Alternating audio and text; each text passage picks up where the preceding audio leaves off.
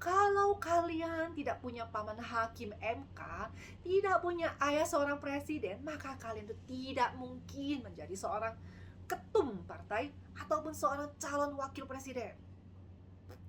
Baik Gibran maupun adiknya Kaisang itu sama-sama mengangkangi semangat perjuangan anak-anak muda dalam mengejar cita-cita.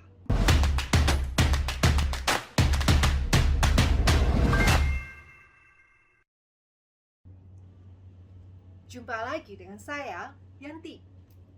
Pada tanggal 28 Oktober, bertepatan dengan Hari Sumpah Pemuda, di mana ikrar para pemuda di tahun 1928 ini menjadi tonggak kristalisasi semangat untuk menegaskan cita-cita berdirinya negara Indonesia.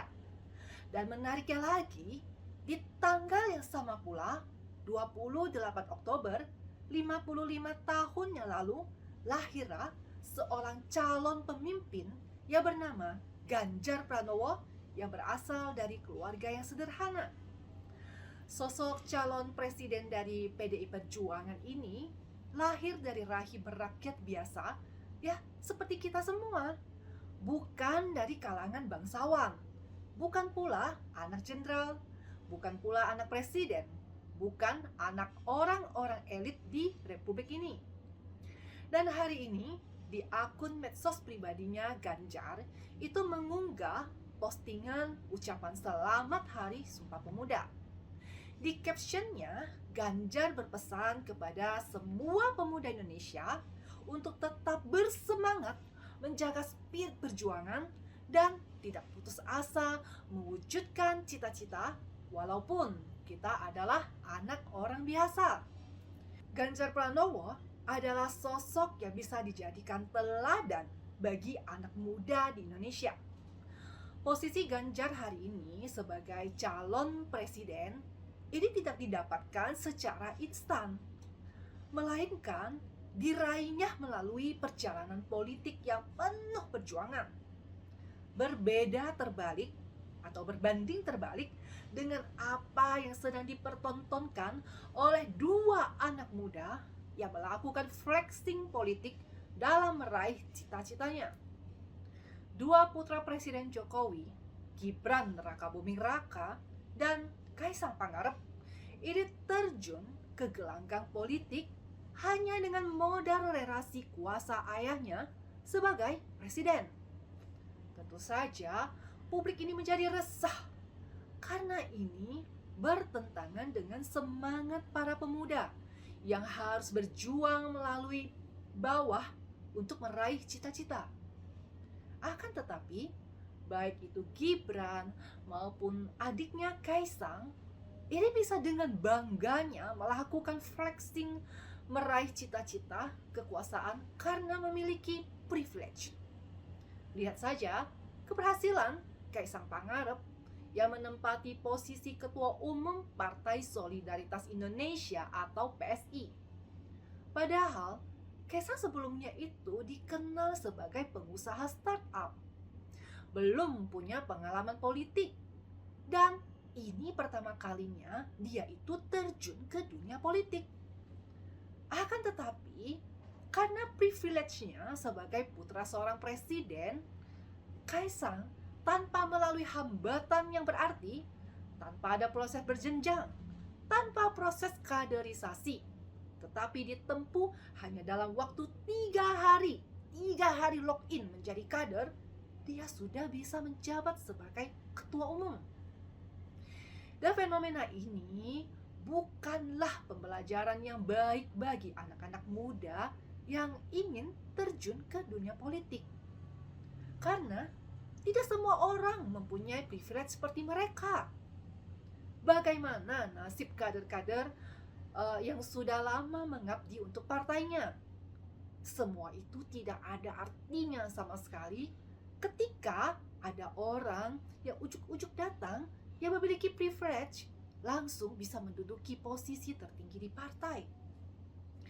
Dan Kaisang ini merupakan contoh politisi instan atau karbita, bukan kader yang berproses secara serius dari bawah. Kalau Kaisang bukan putranya presiden, apa mungkin saat pertama kali terjun ke dunia politik udah bisa langsung menduduki posisi ketua umum partai tanpa perlu proses kaderisasi? Saya rasa itu nggak mungkin lah. Begitu juga karir politik kakaknya, Gibran Rakabuming Raka, yang boleh dibilang juga instan. Karena hanya dalam waktu 2 tahun menjabat sebagai wali kota Solo, tapi dia udah bisa maju menjadi cawapres. Bukan berarti kita ini nggak suka kalau ada anak muda yang bisa menjadi pemimpin. Namun, caranya meraih posisi cawapres yang kita tentang. Caranya yang kita tentang. Bagaimana Mahkamah Konstitusi atau MK yang diketuai oleh iparnya Presiden Jokowi ini memberi putusan di luar kewenangannya untuk membukakan jalan bagi Gibran maju sebagai cawapres. Ketidaknetralan dari putusan MK kemarin ini membuat publik meragukan apakah lembaga penegakan konstitusi ini masih bisa dipercaya atau tidak.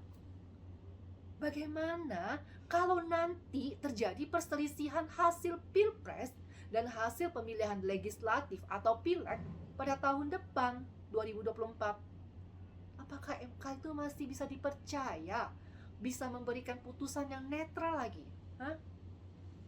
Kalau lembaga sebesar MK sudah bisa diintervensi dan dikonsolidasikan oleh oknum penguasa, kemana lagi rakyat akan mengadu jika hak konstitusi mereka itu diganggu oleh undang-undang dan peraturan yang dibuat oleh penguasa itu sendiri? Itu yang menjadi kekhawatiran kami, kekhawatiran masyarakat Indonesia. Jika Gibran bukan berasal dari keluarga yang punya kekuasaannya luar biasa seperti ini, yaitu seorang paman yang menjabat sebagai ketua MK dan seorang ayah yang menjabat sebagai seorang presiden, apakah mungkin Gibran masih diusung oleh Koalisi Indonesia Maju atau KIM untuk menjadi cawapresnya Prabowo Subianto? Saya rasa itu nggak mungkin. Kalau Gibran dan Kaisang berhasil meraih cita-cita dan kesuksesan karena ada privilege melalui relasi kekuasaan, melalui jalur orang dalam, itu sudah menciderai semangat perjuangan anak-anak muda zaman sekarang. Itu hanya menimbulkan rasa ketidakadilan bagi kami anak-anak muda yang lahir dari keluarga sederhana, yang tidak memiliki keluarga pejabat dan tidak ada jalur orang dalam. Sudah tidak ada persaingan yang adil ketika mereka, anak-anak presiden itu melakukan flexing politik dalam meraih cita-cita mereka. Kalau kalian tidak punya paman hakim MK, tidak punya ayah seorang presiden, maka kalian itu tidak mungkin menjadi seorang ketum partai ataupun seorang calon wakil presiden. Baik Gibran maupun adiknya Kaisang itu sama-sama mengangkangi semangat perjuangan anak-anak muda dalam mengejar cita-cita. Saya yakin banyak di antara kalian anak muda pastinya sakit hati melihat ada anak muda yang memamerkan privilege dalam berkarir politik.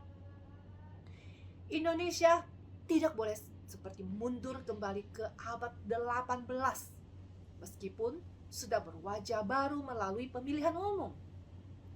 Apalagi ada capres dari Koalisi Indonesia Maju, KIM, yaitu Prabowo Subianto, yang sudah memberikan lampu hijau pada langgengnya dinasti politik. Prabowo itu menganggap dinasti politik adalah hal yang biasa di Indonesia, dan dia juga melakukan hal yang sama.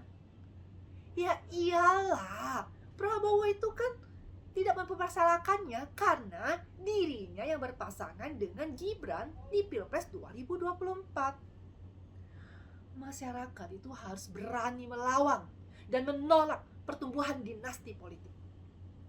Dan penolakan ini penting karena di dalam dinasti politik, siklus kekuasaan itu hanya berputar-putar di lingkaran yang sama. Indonesia butuh presiden yang benar-benar mengerti keresahan ini, keresahan anak muda saat ini.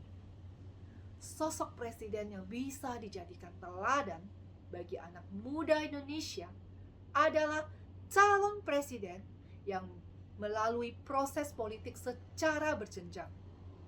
Bukan calon presiden yang ujuk-ujuk mendapatkan posisi strategis karena jarum privilege.